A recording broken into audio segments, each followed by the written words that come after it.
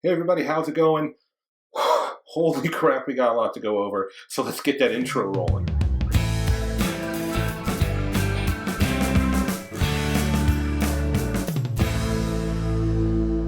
So a couple of things before we move forward. One, if you've watched some of my videos before, you've noticed that there's a different background going on. That's because I moved this past week and I haven't gotten things quite set up the way I want it to be.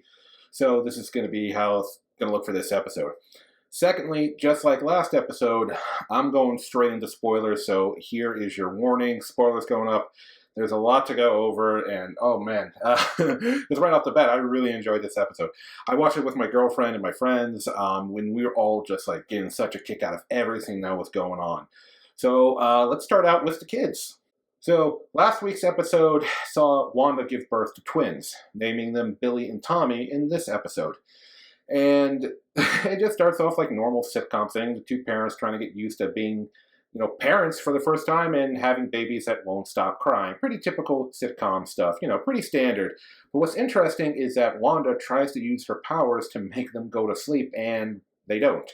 And even weirder, a few minutes later, the two kids age 5 years. So, I mean, it's not peculiar to say that the children of the Scarlet Witch and the Vision would be abnormal, but right off the bat, they're showing they have very interesting abilities. So another typical sitcom setup is the kids find a little doggy and they want to keep the doggy. And they're like, Mommy, Daddy, can we have a dog? Can we keep him? We'll name him Sparky, that kind of stuff. But unfortunately, Wanda and Vision are like, no, this is not cool. And this is also right after something happens with Agnes, and we'll get to that later. But basically, they tell the boys, you're not ready to have a dog. It's a big responsibility. You will be ready when you're 10. And then the boys literally age up again. So they've gone from babies to 5 to 10 years old. And so now we're knowing that that just wasn't a random occurrence. These kids can control their growth. I mean, I don't know if they can de-age themselves, but they definitely have the ability to control how fast they're growing up. So not only do these kids seem to have the ability to resist Wanda's powers, but they can alter their age when they want. It's, right off the bat, the kids alone in this episode give you a lot to talk about, give you some exciting moments, interesting moments. It's just, oh man, the kids alone are just giving us so much. The child actors, admittedly, they're not that good, but they're kids, so what do you expect? So later, unfortunately, the little doggy gets killed, and the kids are going to try to grow up again so they can move past the pain. But Wanda stops them and tells them, no, this is part of life. It hurts, that kind of stuff, motherly advice, telling them why they just can't use their powers like this. But they keep begging her to bring the dog back to life, stating that you have that power. You can bring people back to life. And they're saying this in front of Agnes, which at this point in the episode, multiple things have happened in front of Agnes that they were usually hiding from her in the past. And she's just ignoring them, acting like it's normal, acting like this is nothing out of the ordinary. And so Wanda's kind of fraying up a little bit at this point. So we're getting to really interesting stuff because Wanda's kind of shifting things around, maybe because of what happened with Monica Rambeau in the last episode. I'm guessing that's why she's acting differently or allowing these things to be seen. Okay, so let's take a quick trip outside of the reality bubble that Wanda has created and seems to be controlling and talk about what's going on with the characters involved with S.W.O.R.D. So Monica Rambeau has been looked over and she seems fine, except I think her brain scan came out weird, but they think it's just a glitch, though. Obviously, I think it's going to lead up to something else. And if you know who Monica Rambeau is in the comics or have just the basic idea, which is what I have the basic idea of, you might be able to put together as to what this is going to lead to. But anyway, we see that the reality bubble, as I've been calling it, is now being dubbed the Hex by Darcy. And that's appropriate. She's the astrophysicist. She found the movie frequency or the TV frequency. So yeah, that's what they're calling it. They're calling it the Hex now. And that has to do with all like the hexagonal shapes that are showing up with this sitcom world that Wanda created. And they are able to figure out that they can send something into the bubble without being affected. As we've seen before, anything that's gone into this into the Hex has been affected. Monica was turned into a sitcom character. The drone was turned into like a toy, all that kind of stuff. But they realize that if they send something into the Hex that is from the era in which the sitcom is emulating, it shouldn't be changed. So they send in a army drone into the Hex, and I didn't know they had army drones like that back in the 80s, but this is the MCU, technology advanced a little quicker than here, so whatever. And Wanda does not like it. She literally blasts it out of the sky, at least I assume she did, because next time we see her, she's leaving the Hex, dragging the drone behind her, and it looks pretty banged up. And she's in her Avengers outfit, the long red coat with the revealing bust. And she is really pissed, so pissed as, she's basically warning them, don't ever do this again, especially because the drone was armed with a missile, because the guy who's Monica's superior literally tried to kill Wanda. So she mind controls the other SWORD agents and has them turn their guns on this guy, threatening, like, you do this again, people are gonna die. And you have Monica trying to, like, reason with her, and people trying to talk to her, like, you do realize you took a whole town hostage. But Monica seems to trying to help Wanda. I think Monica is aware that, okay, Wanda Maximoff, according to everything we know about her, has not exactly ever acted like this before. Except when she was working for Ultron, which is because Ultron manipulated her and her brother. She's never done anything like this before. In fact, we also find out in the episode that SWORD had kept Vision's corpse, and Wanda broke into a SWORD facility and stole it, and at some point between then and the beginning of the first episode, this whole Hex thing started. So we see that Wanda is in control, she is aware, and she's willing to kill, or at least threaten to kill, to keep things the way they are. Because if what we figured from the last episode is that now that we know that she stole Vision's corpse, and from what we saw in the last episode where we see, like, zombie Vision, I'm guessing Vision can't survive outside the Hex, and this is something that is reinforced more in this episode.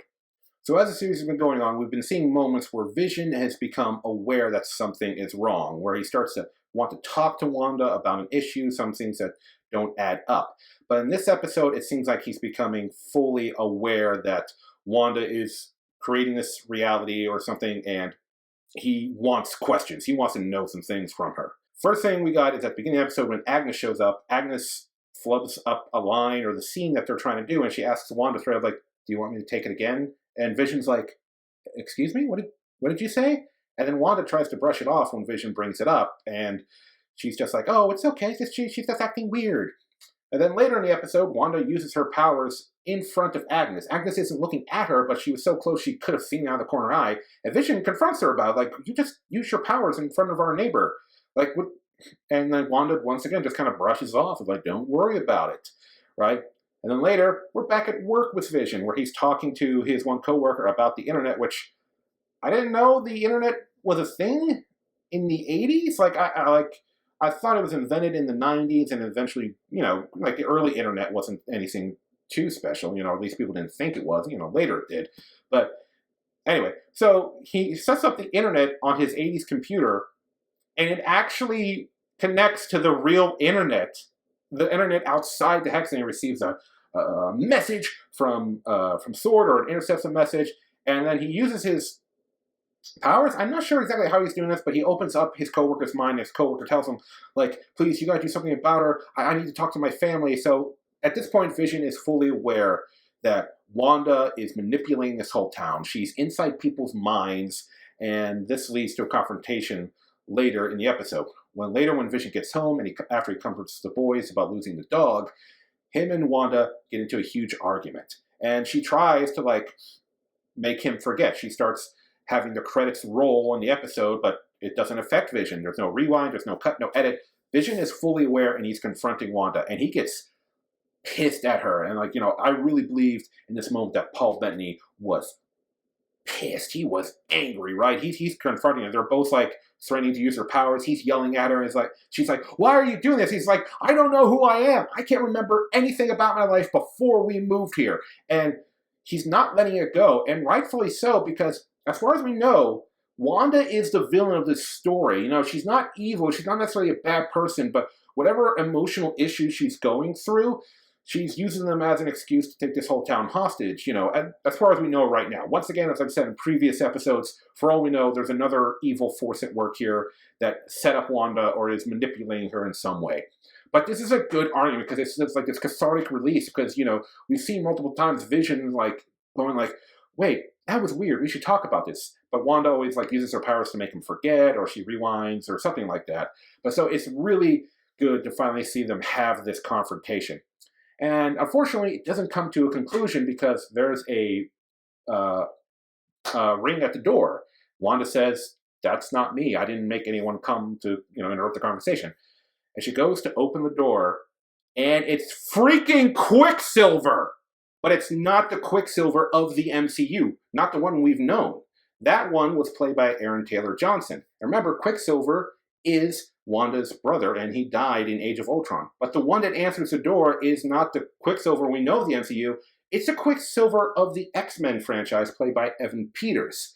So, holy crap! Like, I don't even know. Okay, so this may confirm that because Wanda is manipulating reality, she's not just manipulating reality, she's maybe tapping into other realities, other dimensions, other universes. So that means the X-Men universe from the Fox franchise, the X-Men Fox, is now connected as part of an MCU multiverse, like we've seen in them do in DC, especially on TV with The Flash and Arrow and all that.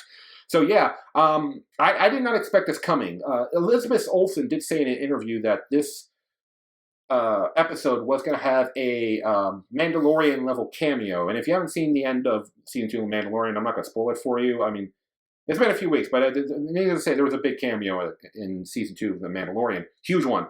And I don't know if it's as equal to that, but it was like, it was surprising as all hell. Like, so I feel a little bad for Aaron Taylor Johnson. I wonder if he was like at home watching this and he's like, "Screw you, Disney!" Just because I mean it's cool to see Evan Peters because most people preferred Evan Peters' Quicksilver to the Aaron Taylor Johnson one. That has a lot to do with that the Evan Peters one was very funny and entertaining, and Aaron Taylor Johnson's wasn't bad. It's just like he wasn't like he didn't get as many like cool moments or scenes as the Evan Peters one. And of course, he died at the end of Age of Ultron, so we really didn't get to get much time with him. But holy crap, yeah, and it's not like it's him playing a different character. He's like comes in, it's like, oh well, no hug for your long lost big brother. So this brings up a ton of questions. Like, is she drawing in people from other realities? Did Quicksilver come into this reality? Was he like going at super speed and he broke the reality barrier and he came in?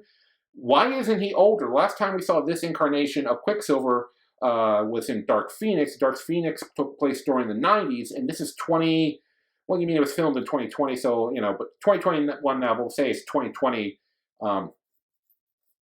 Actually, it should be 2019 in the film's universe because it's supposed to. Anyway, point is, he should look a lot older than he is. Why doesn't he look older? He should be like in his 40s or 50s. But I mean, though Evan Peters should be in old age makeup. So did she not only pull him out of his universe, did she also pull him out of time? This is bringing up so many questions. Oh my God. So this episode was great. Like I said in previous episodes, I was having trouble with the earlier episodes. But, oh my God, just so many things revealed, so many things to talk about once again. Like I thought last episode gave us a lot of stuff, which it did. But this one just, once again, we're getting more and more information that's creating so much discussion. And, oh my God. So I want to really see where things are going. Wanda does say in the episode, she missed a vision, like, I don't remember how this started. I don't, she doesn't. So, but she is in control of it now. And she doesn't want to give it up. So I think either we're going to see the emergence once again of an unseen villain that is revealed to have set this whole up and is manipulating Wanda, like giving Wanda what she wants, but the villain's getting something out of it too. Or the idea that I proposed in my last review of last episode was that I think Wanda may have developed some kind of dissociative disorder, meaning that she might have a split personality. And at least that's what I'm thinking right now, because last episode I saw a shift in her personality at times. So we'll see where things are going. But yeah, that reveal at the end, was not expecting Quicksilver. I mean, when I was taking cameos, I was trying to, me and my buddies, we talk, we're like, oh, maybe it's going to be Magneto, or I don't know, maybe they filmed like a crazy Stan Lee cameo like 4 years ago and they were setting up for it or something. I don't know, but after this, like, it makes you go, like, where the hell are they going to go next? Who the hell is going to show up? We still got 4 more episodes. What the hell's going to happen? Like, oh, it's, yeah. So, I don't know what else to say. All right, everybody, that is what I think of WandaVision Episode 5. Let me know what you're thinking down in the comments. I'm sure, like me, you've got a lot of things you're thinking about right now. But are you enjoying the show? Is it still problematic for you? Because I know a lot of people were having trouble with it in the beginning, kind of like myself. I think some people are having bigger issues than I was, but anyway. Yeah, let me know what you were thinking, and if you want to catch more videos from me, do me a solid and click that subscribe button. Take it easy.